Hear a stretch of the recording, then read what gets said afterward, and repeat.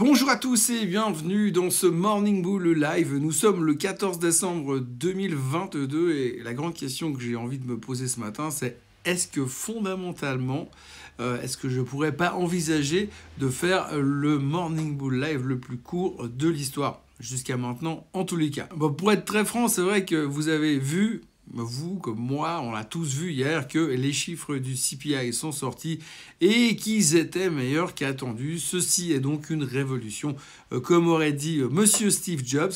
Et donc maintenant, la question qu'il faut se poser, c'est qu'est-ce qu'on fait maintenant et qu'est-ce qui s'est passé hier et pourquoi ça s'est passé, mais surtout, qu'est-ce qu'on va faire aujourd'hui? Donc, est-ce que tout ça, on peut le faire tenir en moins de 10 minutes? Challenge de la matinée.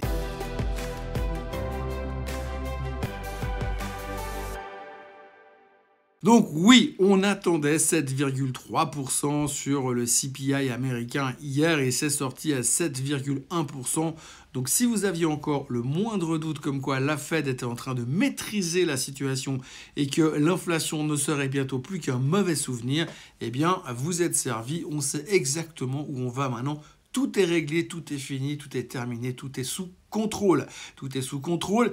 Il ne reste plus qu'à déterminer combien de temps ça mettra simplement pour que l'inflation revienne à la niche, à son niveau prévu à l'époque, c'est-à-dire 2%. Alors il ne reste plus que 5,1%. Mais quelle importance quand on sait à la vitesse à laquelle on est monté de toute manière à l'époque, eh bien on n'a pas de souci à se faire pour l'avenir. Bref, le marché était content, le marché était satisfait. Et ce qu'il faut retenir surtout dans tout ça, c'est que finalement, si on se reprojette un tout petit peu dans le passé, quand on voit les commentaires méga négatifs auxquels on a eu droit la semaine dernière, correction de 20%, récession majeure, etc., etc., 3000 sur le S&P 500, 3300, bref, que des trucs négatifs. Monsieur Roubini, comme d'habitude, avec un target entre moins 25 et moins 40. Et tout d'un coup, aujourd'hui, inflation à 7,1. Et alors, plus personne ne parle de récession, plus personne ne parle de ralentissement économique. Tout est absolument maîtrisé, tout est fantastique. D'ailleurs, le marché a explosé sur la nouvelle et c'est là que c'est intéressant, c'est la manière dont il a explosé. Explosion sur l'annonce du CPI. Vous avez le S&P 500 qui passe de rien à plus 3% quasiment. Ouh, c'est génial. Un peu à la mode de ce qu'on a fait au mois d'octobre. Hein. Souvenez-vous, 5,5% de hausse sur l'annonce, c'est génial, tout est formidable. Et puis, tout d'un coup, on a fait plus 3% et après, c'est ce qu'on appelle une baudruche qui se dégonfle et le marché s'est rétamé. Alors, heureusement, on termine en positif, mais quand on regarde la configuration graphique du S&P 500, cette espèce de marteau inversé là sur les candlesticks, je suis pas monstre fan. Ça laisse supposer quand même que tout d'un coup, les mecs se sont réveillés en se disant « Ah mais il y a la fête mercredi soir. Ah non, on va pas prendre de risque aujourd'hui, alors restons tranquilles. » Donc le marché est resté tranquille et finalement on est content parce qu'on voit que l'inflation est sous contrôle et il reste plus que maintenant à voir comment Monsieur Powell va interpréter cette donnée. Qu'est-ce qu'il va en faire? Quelle cravate il va porter à la présentation de ce soir? Est-ce qu'il va être souriant? Est-ce qu'il ne sera pas souriant? Bon, a priori, il ne sourit jamais. Bon, peu importe, mais il sera là pour nous dire ce qu'il pense. Parce qu'il ne pourra pas dire oui, mais les chiffres du mois d'octobre, c'était pas très clair. Ceux du mois de novembre, eh ben, c'est pas très clair non plus. Non, il va être obligé de tenir compte de ces deux chiffres, celui du mois d'octobre et celui-là. Ils vont en tenir compte, ils vont devoir en tirer des conséquences. Donc il paraît déjà plutôt logique que les 0,5% de hausse ce soir sont déjà quasiment acquis. La grande question que tout le monde se pose déjà, oui, parce que nous sommes des anticipateurs, c'est de savoir, mais que va-t-il se passer sur le meeting de la Fed du mois de février? Oui, parce que l'année prochaine, ça ne s'arrête pas là. À partir du 1er janvier, on va recommencer notre cinéma, les chiffres de l'inflation, les non-farm payrolls, et puis les meetings de la Fed. Alors les meetings de la Fed, on en aura un nouveau au mois de février. Alors, ils ont déjà commencé à tirer les statistiques. Apparemment, on s'attend à une hausse de 0,25% puisque l'inflation est sous contrôle.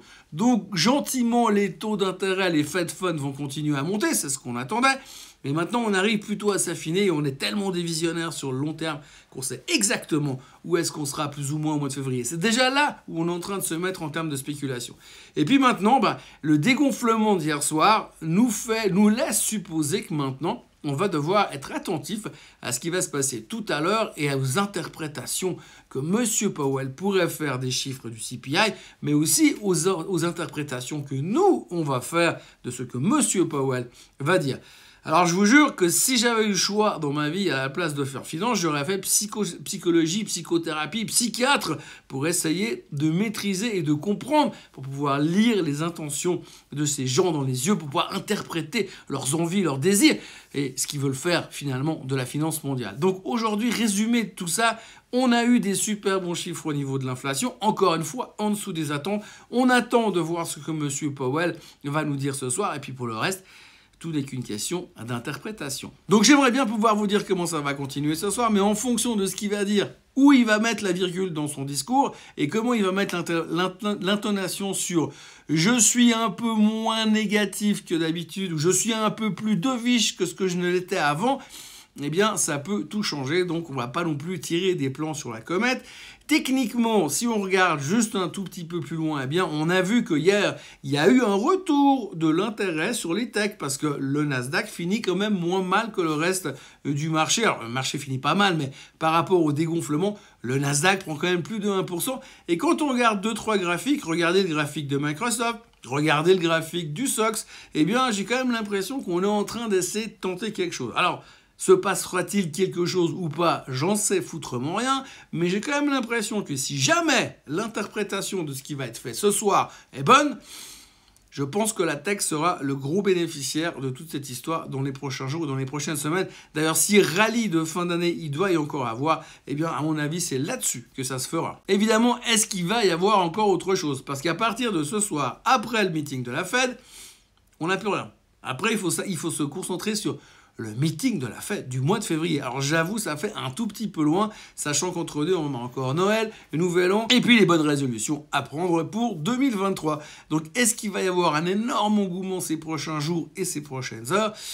Bien malin qui pourrait le dire, et je ne suis pas suffisamment malin pour pouvoir le dire. Autrement, le reste des nouvelles, eh bien, il n'y a pas grand-chose à signaler. On signalera quand même 2-3 petits points. Moderna qui a en tout cas publié des bons résultats pour de leur vaccin contre le cancer de la peau, pour autant qu'il soit pris en collaboration avec un autre médicament de chez Merck. Les critiques qui ne cessent de revenir encore et encore et encore sur Tesla. Tesla qui, je le rappelle, est en baisse de plus de 55% depuis le début de l'année, mais en baisse de 30% depuis que Elon Musk a repris Twitter. Alors, beaucoup de commentaires négatifs, beaucoup de gens qui estiment qu'il ne s'occupe plus de Tesla, beaucoup d'interrogations sur l'avenir de Tesla. Mais en tout cas, techniquement, c'est pas super beau ce qui se passe sur Tesla. Et on a surtout l'impression que cette espèce de relation parfaite qui existait depuis quelques années, où c'était une machine à tuer des shorts, eh bien, ça ne fonctionne pas très bien. Méfiance cependant sur Tesla, on sait qu'il y a quand même des rumeurs qu'à un certain moment, il pourrait annoncer un rachat d'actions, un share buyback sur l'action. Donc, il pourrait y avoir 2-3 personnes qui sont tellement convaincues que Tesla va à zéro, que ça pourrait faire quand même un tout petit peu bizarre. Mais néanmoins, on sent quand même beaucoup d'animosité et beaucoup de critiques envers Monsieur Musk depuis quelques temps.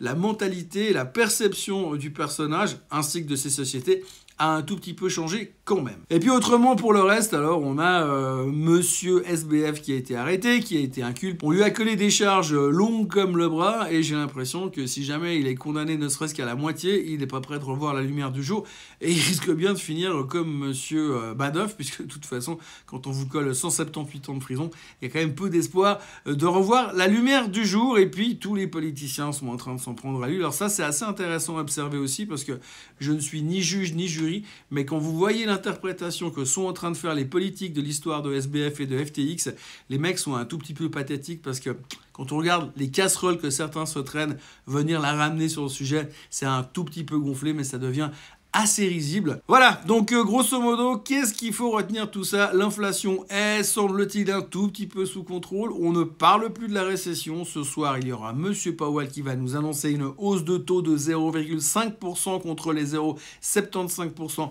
lors du dernier meeting du FOMC.